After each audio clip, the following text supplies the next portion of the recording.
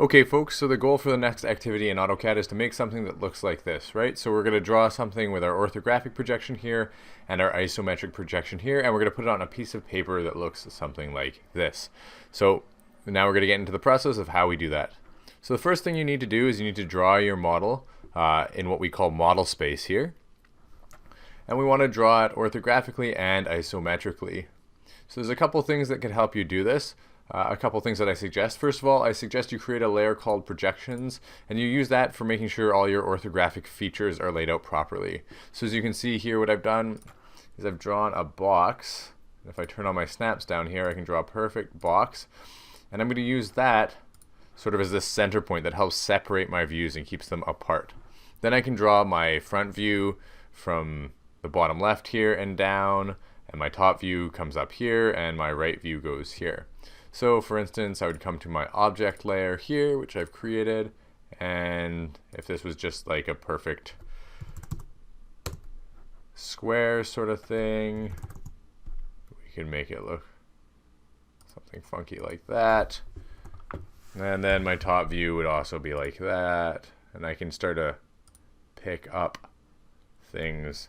Let's say it's only, well, let's say it's not that tall. Let's say it's only 50 tall or something like that. Let's say it's 62.5 millimeters tall, something like that.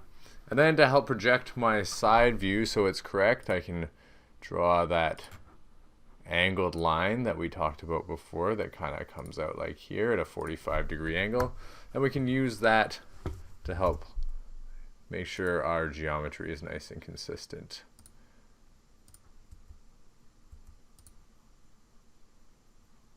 Something like that.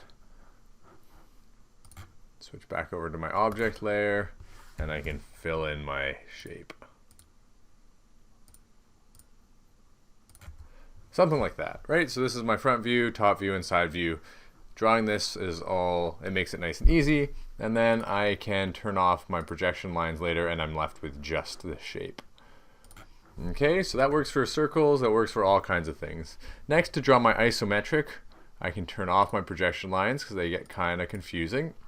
And what I would suggest you do is just chuck a few dimensions on here. We'll be getting rid of these later for sure, but just chuck a few dimensions on so that we can know exactly how big our part is when we're drawing isometrically. They don't have to be pretty, they just slapdash. That's really all we need, I think, and maybe this dimension here. Whoops.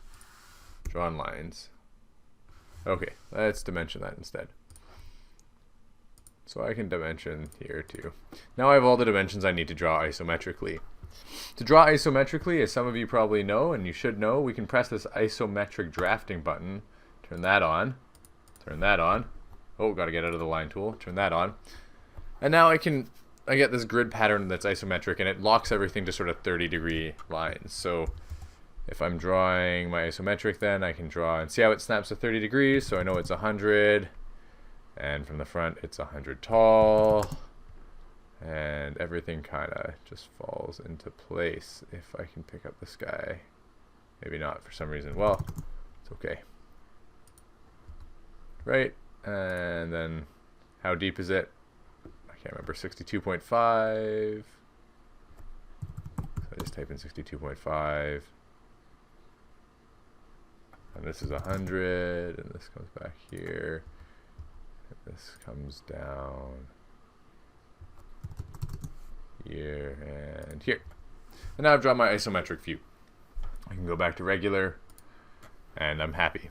Now for angles like this one here, what I find is rather than trying to figure out what this angle is, just draw this line first and this line, and then you can draw the angle line, right? So for instance, if I was drawing this shape, I don't really know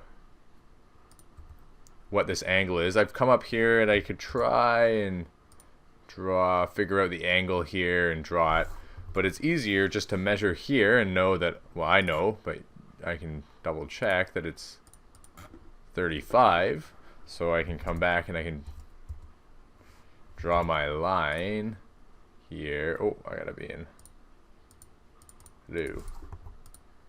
Gotta be in isometric.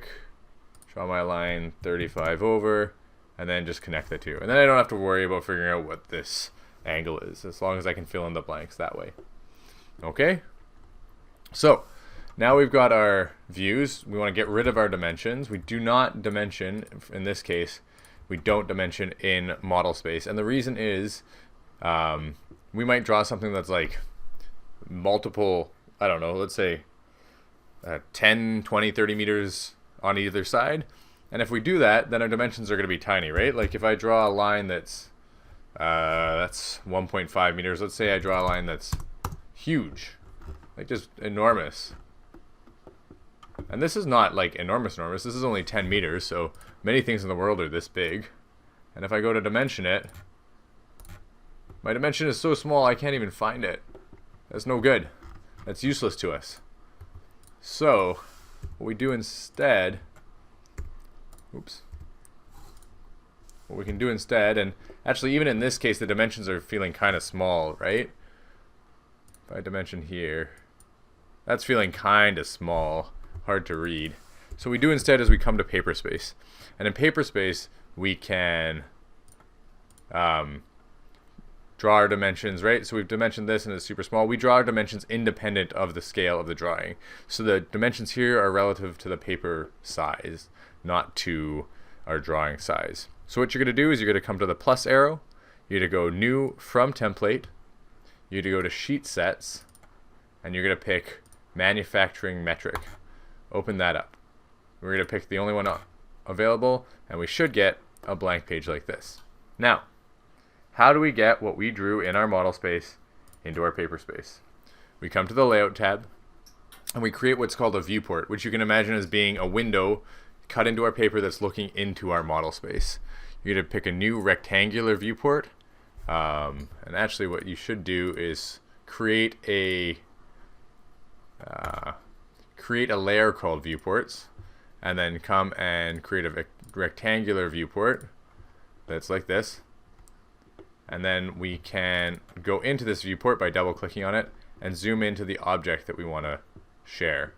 Now zooming is all well and good, but what we really want to do is pick a specific scale. So we're going to pick 1 to 2, and now I can adjust my viewport so that my object fits nicely inside it.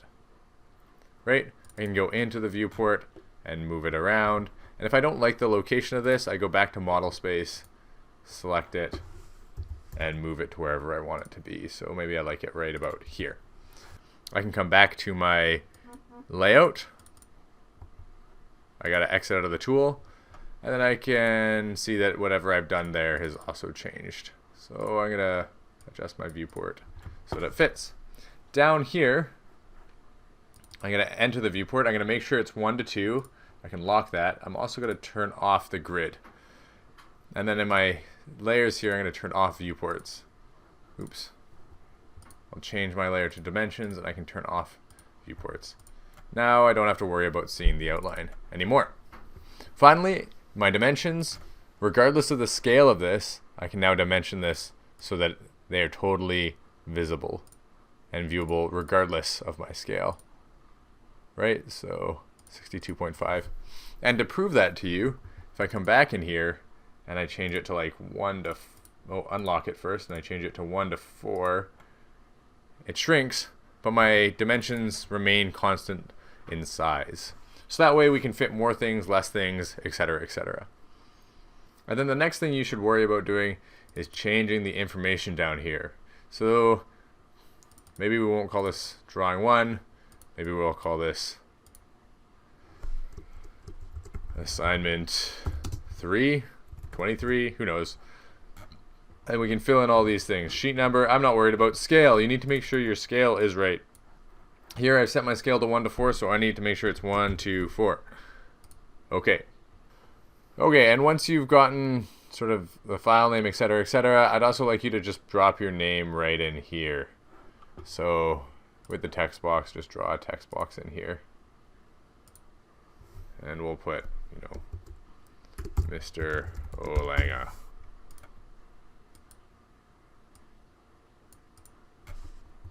Okay, so you should have both your blocks, very similar drawings to the ones we did before, but this time you're doing them in AutoCAD, and we will place dimensions on them.